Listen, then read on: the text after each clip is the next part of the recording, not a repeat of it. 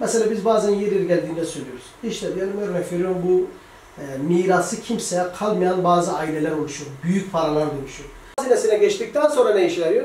Artık orası ondan sonrası meşhur. Ne yapıyorlar biz de bilmiyoruz. Yani. Ama böyle bir çalışma olsa bu manada hem bu fakir fukaralarımız hem gençlerimiz mesela şu anda sürüyle belki gençlerimiz ciddi manada parası olmuş yani. Yani bırakın hadi altın etmeyi sadece adam kendisine mobilyayla bir yatak odası alsa dünyanın parası. Evet asgari ücrete belki bir zam yapıldı. İyileştirme de yapıldı. Ama şu anda halkın içinde, esnafın içinde, işçinin içinde geziyoruz. Diyorlar ki keşke zam yapılmasaydı, keşke bizim asgari ücretimiz de yerine kalsaydı. Biraz daha şartlarımı iyileştirmek lazım. Veya benim işte giriş gelişimi iyileştirmek lazım. Bu manada yoksa ağır bir mesleğimiz, ağır bir mesleğimiz.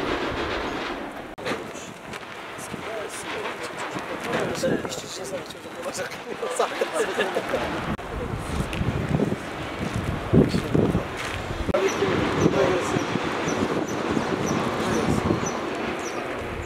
Ama aşağıdan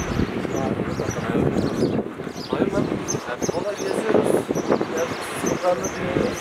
Söyleyebilmek için bizim kendi olarak üretmemiz lazım. Bu sorunları burada olsun, beraberler olsun. İşte yol sorunu olduğunu söylüyoruz. Özellikle bu bağlamda. Buraya dışarıdaki esnafların gelmediğini bunun aşılması lazım.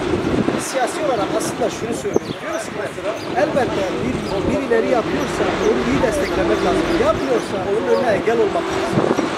Yenisi yapabilsin. Aynen. Yani geçirene bunu karıştırıyoruz. Ama mercilerin yeri de sayılır.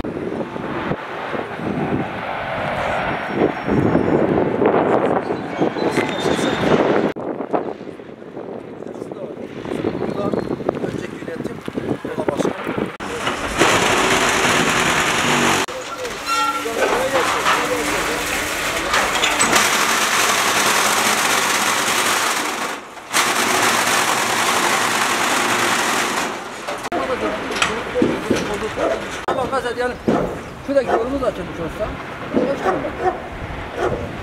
sen mesela Basya gidiş gelirsen bana 15-20 dakika şu an 15-20 dakika Her yerden fazla fark ediyor. Ya da söz verdiklerinde bizim buraya geldiğinde aslında bu yol için biz buraya Bu da Beykent yolu açılması da sürmüşler. Beykent yolu açacağız diye. Allah razı olsun. Bir de şimdi aşağıda jandarma geliyor. Ondan sonra gel de çalış benimle çalışacağız. Adam sen orada geçmen de istemiyor. Geçmeyeceksin.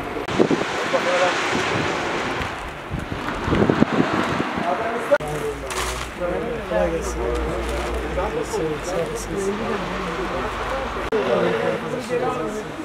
Buyurun çaya geçelim. Allah razı olsun. Sizi ziyaret ederim.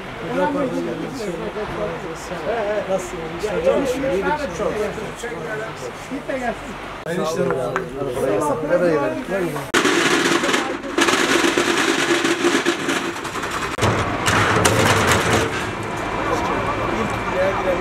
Bir siteye girenler devlet sıkıntısını çekiyor. Ta bir sene sonra Haziran'a kadar bir sonra geldi. Bir sene de yani bir sene. Hayırlı işler. Sağ olun.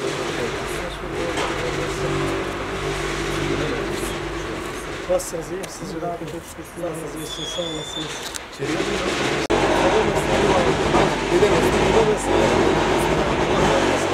Abi ayaklarınıza sağlık. Sen kahve içseydik. Teşekkür ederiz. Daha iyi Allah olur. razı olsun. Sağ olasın. Abi görüşürüz.